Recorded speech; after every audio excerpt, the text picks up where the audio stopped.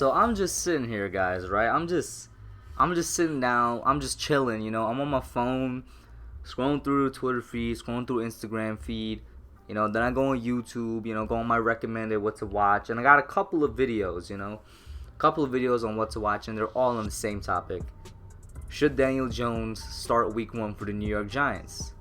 And I'm like, oh, we're having this conversation now. This early. Week 1. And I click on the video, I'm watching it. I think I was watching Undisputed, one of the only mainstream sports shows that I like to watch, simply because I find Shannon and Skip hilarious. But I'm watching it. I'm not even I'd say 3 minutes into the video, and my dad, he comes into the living room. He watches football.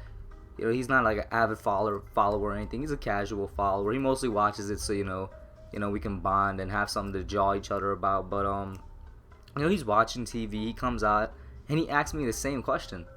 And I'm like, I told him, I'm like, nah, I don't think Daniel Jones should start week 1. But I'm curious. I'm like, what brought on the question for you? Because, like I said, he's not a big football follower, so it's not like what I saw on my YouTube feed would pop up in his. And then he's like, yo, there's a poll on the news, on ABC. I'm like, there's a poll already? We're doing this now? I'm gonna be honest with you guys. I did not expect to make this video this early in the year on the quote-unquote New York quarterback controversy. I did not expect to be making it this early in the year. We all know, it's not a matter of if. It's a matter of when will Daniel Jones start for the Giants. But I did not expect to be doing it this early, y'all. Come on, it's still, the preseason isn't even over yet. We're not even in week 4 yet, officially in week 4 yet, and these questions are already popping up, and I'm just like, alright, let me give my 2 cents. Daniel Jones has been nothing but amazing and spectacular each time he stepped onto the football field in the NFL preseason. He's done literally nothing wrong. I have just one gripe with him, and it's such a gripe that it's a nitpick because all rookie quarterbacks do it. And that is when he throws his passes, he sometimes stares his receivers down, which is bad because the defense can pick up on that and potentially cause a turnover and whatnot. But other than that, the kid's been basically perfect. Exceeded all expectations so far, and so far has proven the doubters wrong. All he has to do is carry over this success and this consistency that he has in the preseason into the regular season. But he shouldn't start week 1 because, couple things. First and foremost, preseason is different from the regular season. I feel like I shouldn't say this, but I still put it out there because a lot of people don't realize it. The level of play, the intensity, the rigor, the pace, everything that happens in the preseason is a step down from the NFL regular season. The regular season is much more, it's much faster, it's much more violent. The hits are harder. The game plans are way different, most definitely. The preseason game plans are always vanilla. That's one of the main things. You're going to be running completely different routes, and you're going to be running completely different plays. Defenses are going to look at you completely differently. They're going to be running trick plays and all that. It's just way different. So the outcomes are way different. Many quarterbacks that have performed well in the preseason have not been able to transfer that success and consistency into the regular season, and that is a legitimate concern for Daniel Jones.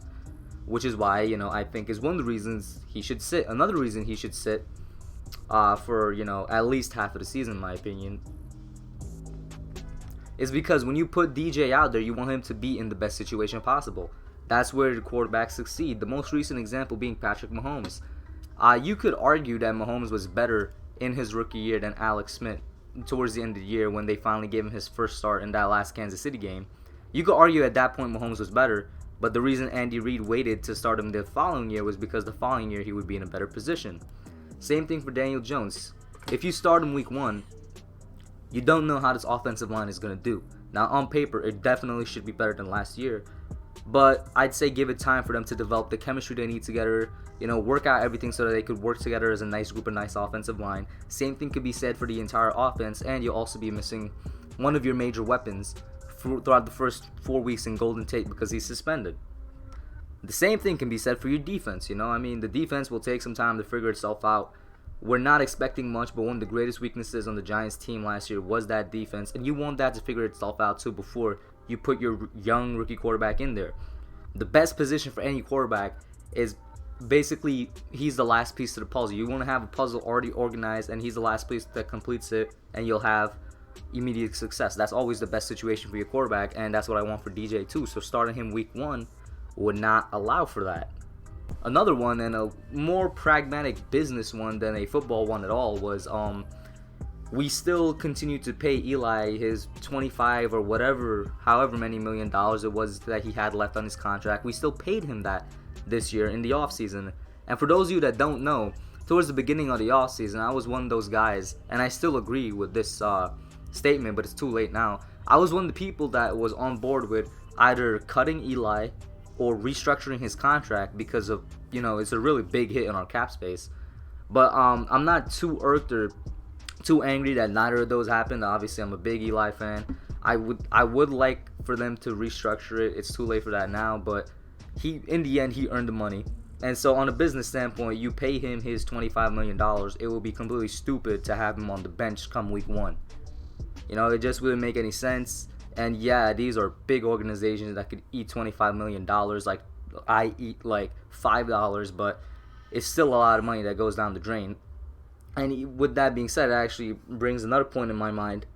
If you start Daniel Jones week 1 and he looks terrible, the fans in New York, listen, they're some of the best fans in the world, but they're also, and I'm saying this because I live in New York and I'm a New York fan, they're also some of the most emotionally driven and, I guess, time-driven fans in the world.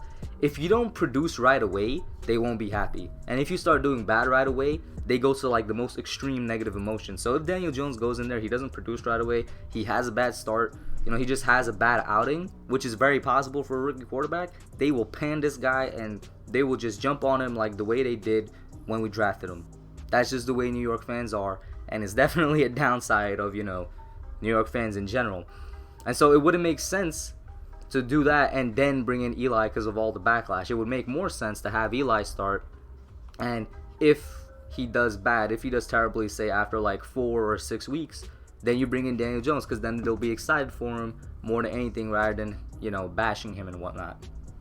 And the final reason is just, I guess being a New York fan is the most emotional one. It's just out of respect for Eli Manning, out of what he's done for this organization, this team. A lot of people forget it, and God, I've never seen a player more underrated and more hated than Eli Manning in my entire life of watching any sport.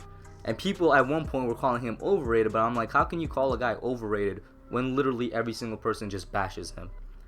Eli has won 2 Super Bowls for this team and were the 2 Super Bowl MVPs in those Super Bowl outings. And in the second Super Bowl, I will argue every single time that he's the only reason they made it to the playoffs, and he's the only reason they made it to the Super Bowl. Eli in 2011 put that Giants team on his back. It was a terrible run game, and the defense, everybody likes to hype it up. The defense was average at best. It was only when they got to the Super Bowl that they performed good.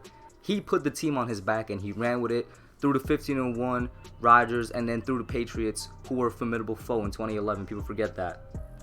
He brought to this team what some teams in the NFL don't even have. He brought 2 Super Bowls to this team. There's still some teams in the NFL that haven't even sniffed a Super Bowl, some that haven't won one. And despite all that, the guy still gets a lot of hate. Some of it is justifiable. Critiques of his game, yes, it's justifiable. He's not the dude he once was. He's not the player he once was. But people really, really love to hate and disrespect Eli Manning. And I think out of respect and out of appreciation of what he's done for this organization, you let him start the season. Let him end it on his terms. And at worst, let him start and then let him finish, halfway through or something. Just let him have something out of the season, But that's what I got for y'all. I really didn't think I would be doing this early. I thought I would be doing this video, the QB controversy, like say week 2 or 3 or something, but it really came earlier than I expected. Like I said, though, time-driven fan base, they want everything now, so it happens. Let me know what you all think. I guess leave your comments down below. I'm out. Alright guys, thanks for watching. Put your comments down below. Make sure you smash that like button, subscribe, and turn on post notifications. Until next time, I'm out.